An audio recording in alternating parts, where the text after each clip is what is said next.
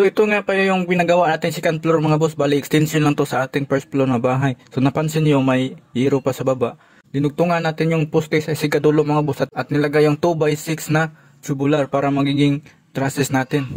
At napansin nyo sa baba mga boss, so hindi tayo gumastos ng zipper lens. Bali yung lahat ng bubong zipper lens sa baba, nilipat lang natin doon sa itaas. So nakasave tayo para sa ating second floor. Hindi na tayo bumili ng zipper lens at saka hero. Bali yung binili lang natin dito is yung 2x6 na tubular para magiging trusses nya. So i-weld lang natin yan doon sa ating 2x3.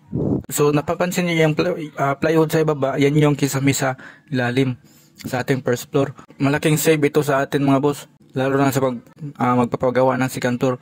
So hindi ka na malakihan ng gastos. So ito nga pala yung metal fascia sa ibaba mga boss. So nilipat lang din natin doon sa itaas para sa ating second floor. So hindi na tayo gumastos ng metal fascia. At tapos i-weld na natin. So ito yung makikita na sa ilalim mga boss. Nanyan.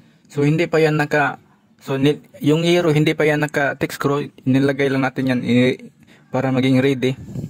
So yan so lahat ng 2x6 mga boss ay naka full wheel yan doon sa ating reverse ng ating column.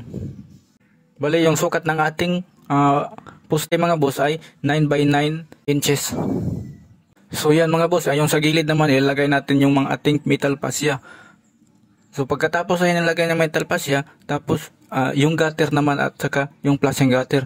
So yung gutter mga boss, ito pa rin yung nasa first floor na gutter mga boss, ililipat lang din natin doon sa ating second floor. So pagkatapos niyan mga boss ay hero naman yung ating nilalagay. So bago natin lagay yung hero, lalagyan muna natin ito ng insulation foam para hindi masyadong mainit yung ating second floor. So lagyan muna natin ito ng alambre. So yan mga boss, natapos natin lagay yung ating hero. So maraming salamat sa panonood.